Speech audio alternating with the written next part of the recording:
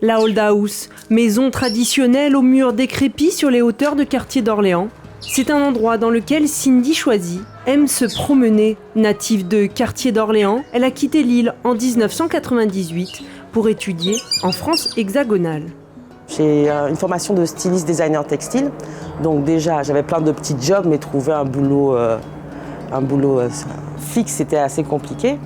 Et surtout c'est à ce moment-là que j'ai dévié vers la peinture.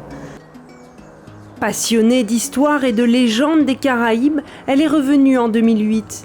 Une artiste qui, à travers son travail, tente de faire vivre l'histoire de notre île.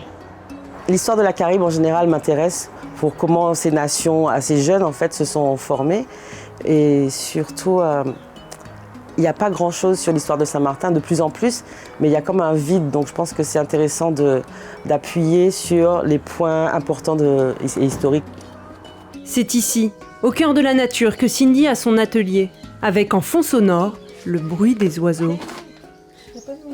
Dans son travail, on retrouve les plumes de ces oiseaux qui l'entourent. Mais pas que. Là, je suis en train de créer une chimère. C'est une espèce d'hybride entre composants électroniques et plumes que j'essaie de faire ressembler à un animal mythique ou mystique.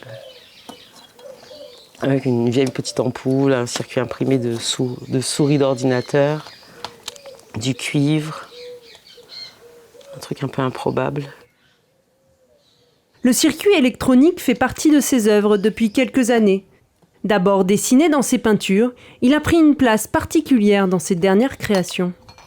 Après le cyclone Irma, quand on a vu les dégâts, quand je suis rentrée dans la chambre de mon frère, qui lui a fait des études d'électronique vraiment poussées, il y avait toutes ces malles qui étaient ouvertes sur le sol. Et c'est comme si j'avais vu des bonbons. Et je me suis dit, c'est génial, que je vais les utiliser pour mélanger avec des objets. Je ne savais pas encore comment. Mais du coup, j'ai trouvé ça tellement intéressant que j'ai commencé à démonter tout ce que je pouvais trouver comme électronique abîmée. J'ai eu plusieurs mois où je n'ai pas créé du tout. Je faisais que dépecer les différentes machines. Ici, ça vient d'un téléphone et on peut voir la petite caméra.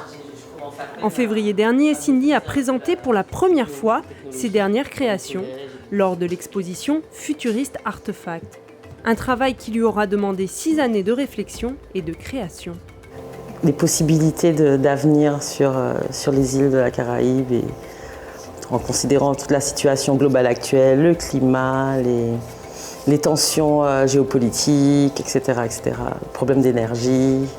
Et donc toute cette expo repose autour d'une vision un petit peu dystopique d'un futur, disons d'ici une centaine d'années, quelque chose comme ça, quoi.